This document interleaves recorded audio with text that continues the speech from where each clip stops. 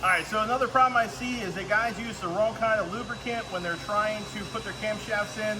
They use an assembly lube that's very oily and it won't stick to the cam. So what I suggest is you go either a Moly base, which is cam shield, this stuff's amazing, or you can even use the driven assembly grease, because when you go to put it on the camshaft, it's never gonna come off.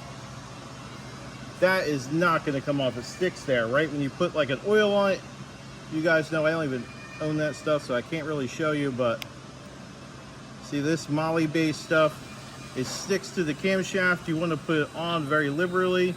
You can use even both of them on there, it ain't gonna care. Use it everywhere. We've even had a guy, the car ran with 0 oil in the cylinder head for 45 minutes with this cam shield stuff, right?